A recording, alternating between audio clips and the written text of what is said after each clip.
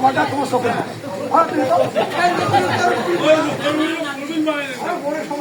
হরিবল হরিবল হরিবল। যাহা উপস্থিত সাধুগুরু বৈষ্ণব, কৃষ্ণ ভক্ত মায়েরা, কৃষ্ণ ভক্ত বাবারা, আপনাদের শ্রীপাদ পদে অদম সৌজনের সহযোগী পরিপাত।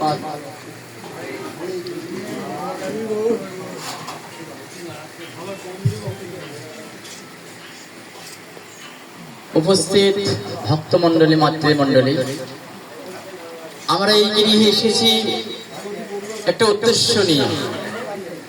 উদ্দেশ্য হচ্ছে এই যে এই গৃহের গৃহকর্তা বাবাগণ এই গৃহের মাঝে ভগবানের মন্দির স্থাপন করেছে। তারা ভগবানের কৃপা বলে, সাধুগুরুর বৈষ্ণবের চরণধূলির আশীর্বাদের ফলে এই গৃহে যে ভগবানের মন্দির স্থাপন করতে পেরেছে, আমরাও ধন্য হয়েছি। আমরা কত জনম ধরে এইভাবে সাধুগুরু বৈষ্ণবের চরণ ধুলি নিতে নিতে আজকে যে গৃহে আমরা সকলে পৌঁছে গেছি। আমাদের সকলের ভাগ্য বা খুবই দুর্লভ জনম। এই গৃহের গীতাযজ্ঞে প্রাপ্ত হতে গোপাল কৃষ্ণায় নমো নমঃ।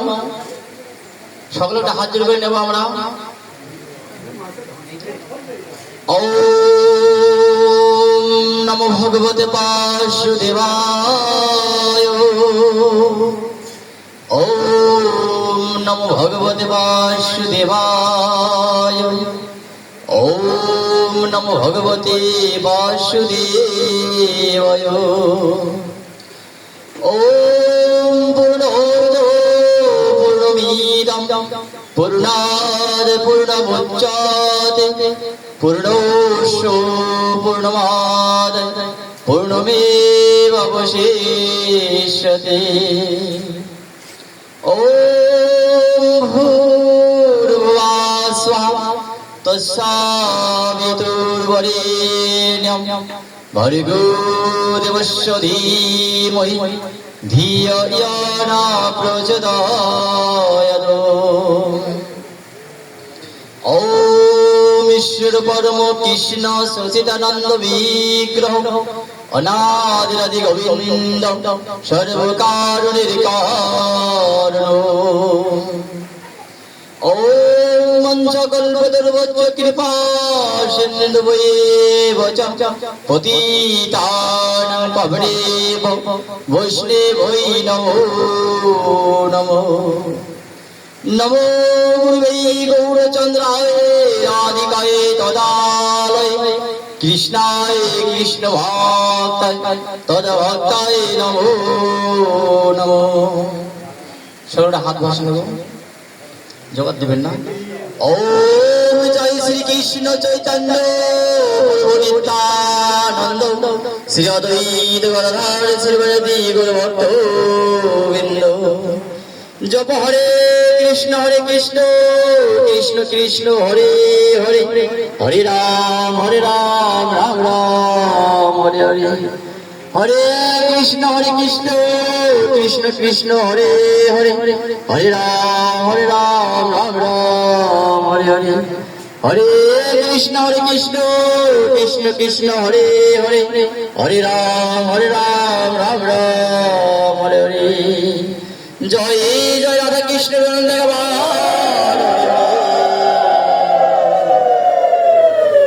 হরি ওম তৎসৎ।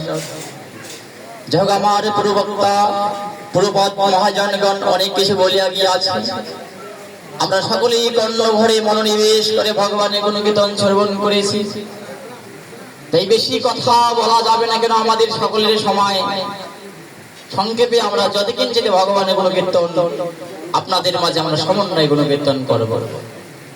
তাই শ্রীমদ ভগবদ গীতার মঙ্গলাচরণে ভগবান বেদব্যাস বলিয়াছেন, সর্ব উপনিষদ গাবদুগ্ধা গোপালানন্দনম পার্থবস্য সুবীর ভক্তা দুগ্ধম গীতামৃতম মহৎ। আমাদের সনাতন শাস্ত্র গ্রন্থ এগুলো হচ্ছে আমাদের গাভীর স্বরূপ। এই গাভীর কর্তা ভগবান শ্রীকৃষ্ণ, এই গাভীর বস্ত্র স্বরূপ হচ্ছেন অর্জুন। এই গাভীর শ্রীমদ ভগবত গীতার বাণীগুলো হচ্ছে গাভীর দুগ্ধ স্বরূপ। আর যারা এই দুগ্ধ পান করে তারা শ্রীমদ ভগবত গীতার অমৃতময় বাণী পান করে। যারা ভক্ত সঙ্গ করে তারা অমৃত কথা পান করে। তাই আমরা অমৃতের সন্ধানে সমাজে সাধুগুরু বৈষ্ণবের চরণধুলি নিয়ে বেড়াচ্ছি। এই অমৃত খাইলে মানুষের মৃত্যু হয় না। তাহলে গীতা পাঠ শ্রবণে যে অমৃত পাওয়া যায়, এই অমৃত পাইলে আমাদের আর জন্মান্ত হবে না।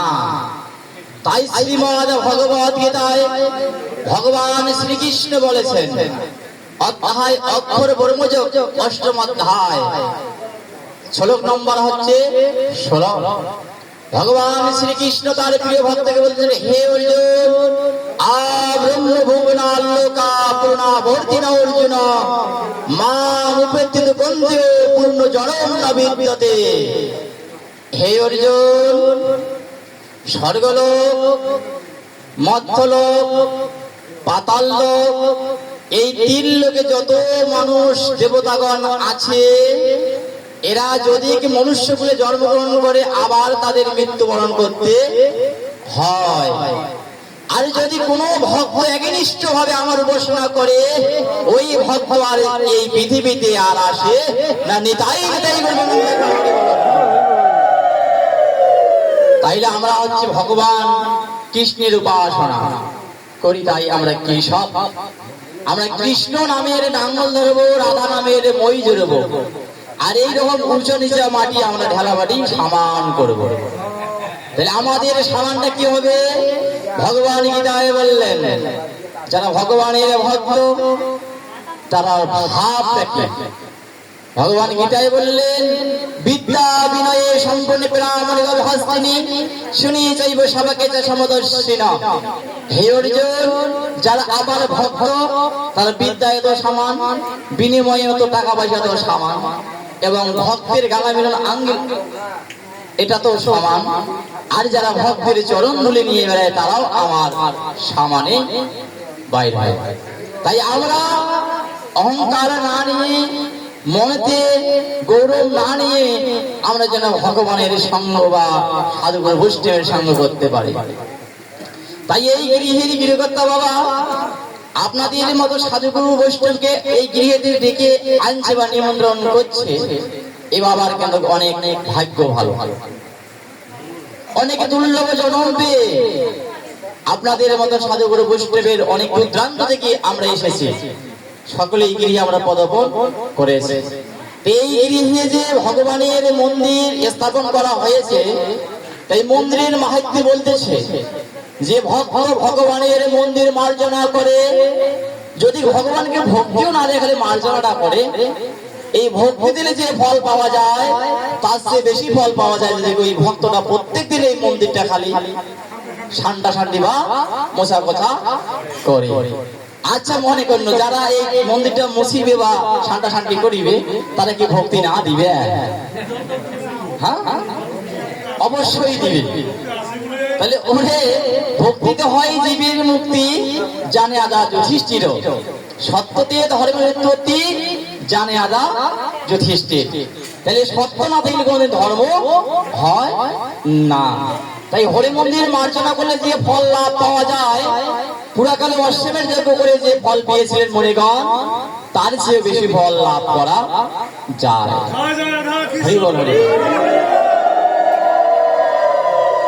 আর যেখানে ভগবান শ্রীকৃষ্ণ রাধা সহ বিরাজ করে, শ্রীতে দাদু মশাই বলেছেন যে ভগবান নাকি কোথাও থাকেন না।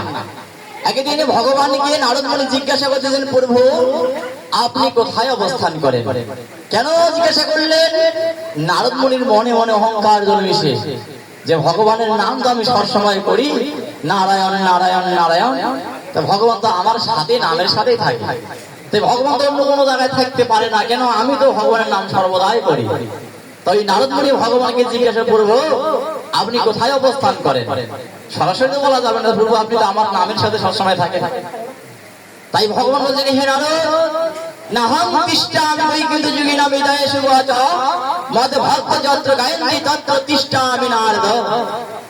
আমি বৈকুণ্ঠ থাকি না, মধ্যলোকে থাকি না, পাতাল লোকেও থাকি না, এবং স্বর্গেও থাকি না।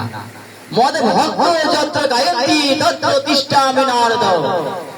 আমার ভক্ত যারা যারা যেখানে যেখানে গুণ কীর্তন করে, আমি সেইখানে রাধা সহ বিরাজ করি। তাই আমরা যেখানে এসেছি, আমরা যদিও অপরাধী হয়েও আসি, তারপর আমরা সাধুগুরু বৈষ্ণবের সঙ্গ ধরে এসেছি। তাই ভগবান বলছেন গীতায়, নাহং প্রকাশ যুগ মায়া সমাবৃতা মুরহম অভিজানাতি মামে পরমং অব্যয়ম। আমি মূর্খদের কাছে কখনো প্রকাশিত হই না। আমায় যোগ মায়া আচ্ছন্ন হয়ে চলাচল পালন করতেছি। বেদে অহং সমতীতানি বর্তমানি চর্জন তানি অহং বেদেশ ন চ তম বেদ পরম তপ।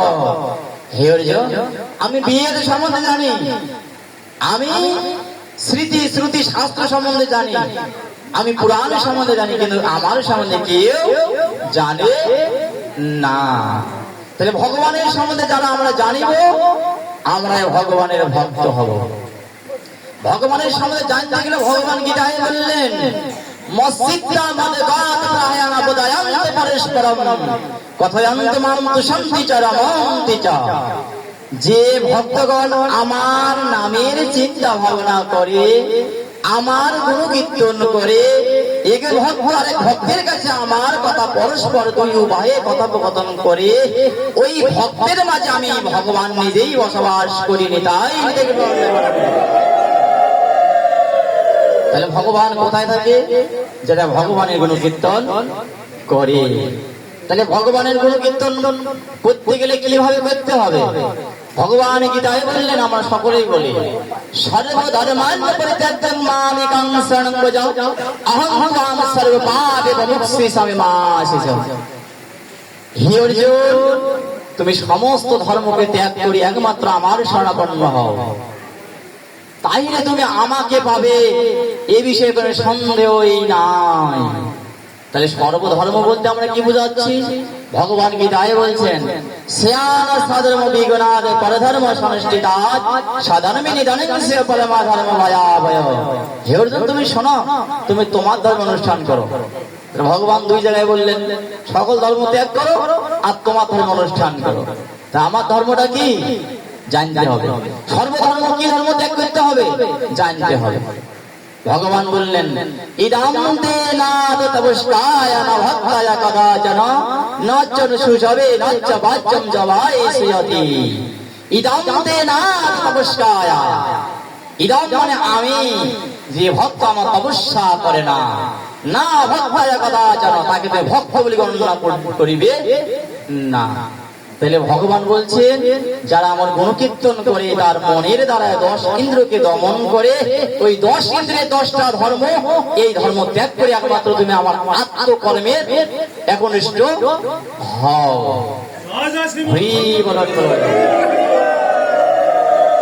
এই আত্মকর্ম বলতে কি বোঝাচ্ছে?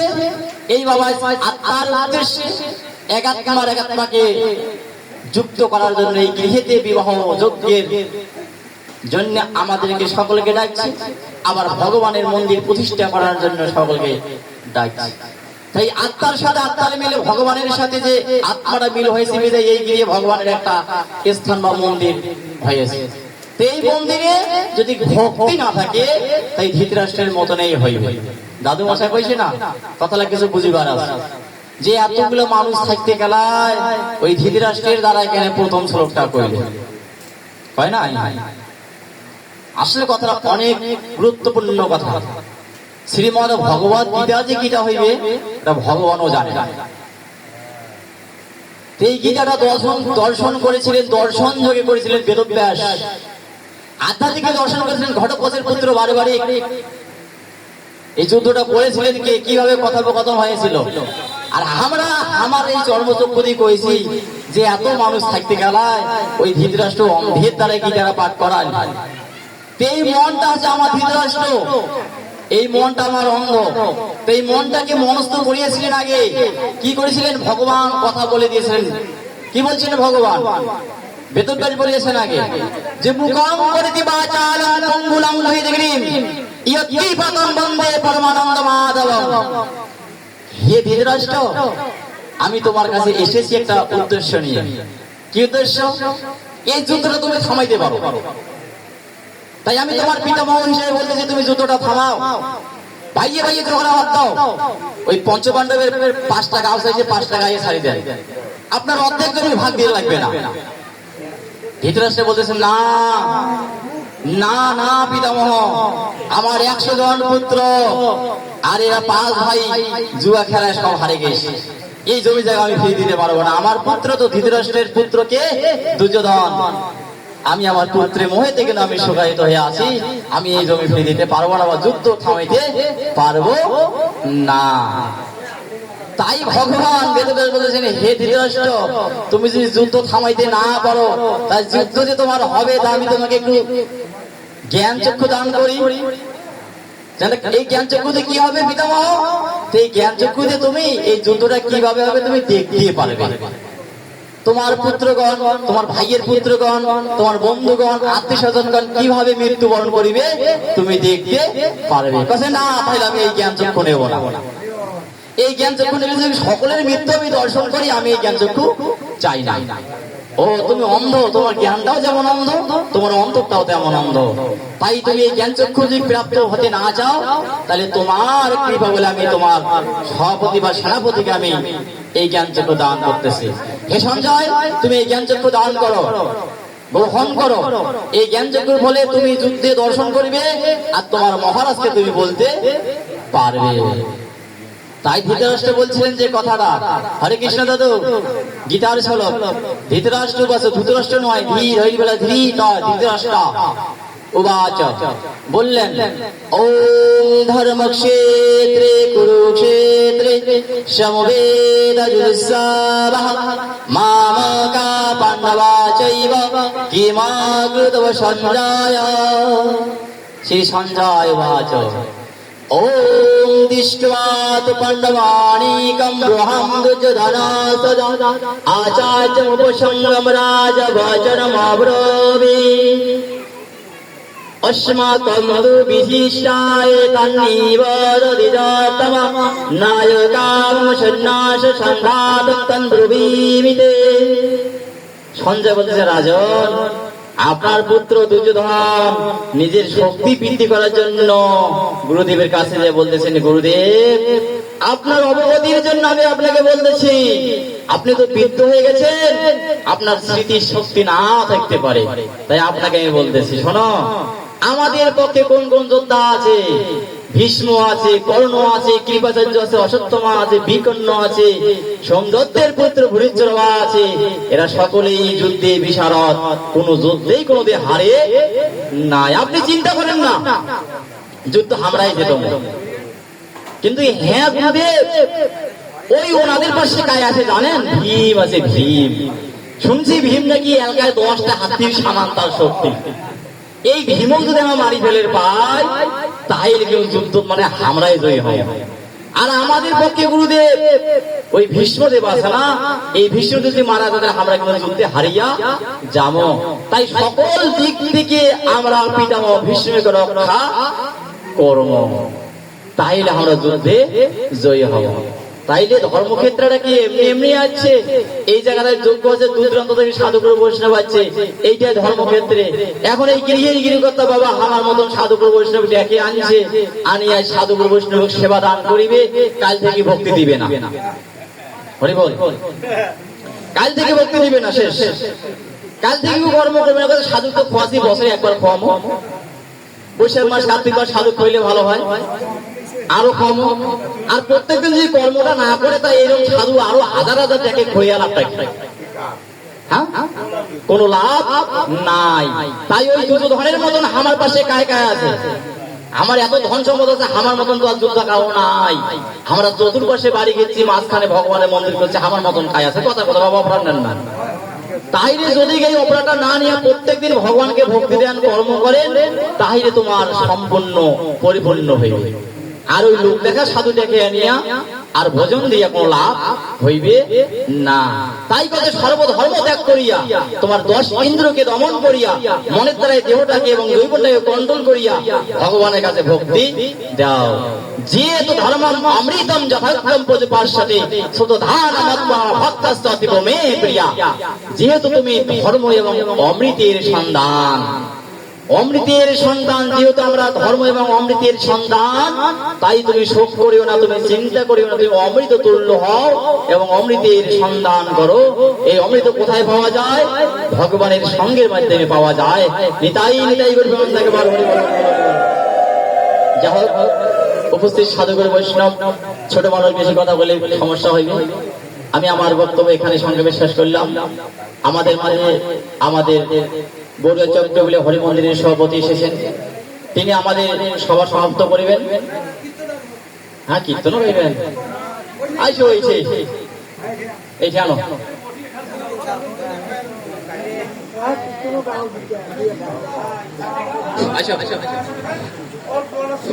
বল গৌরব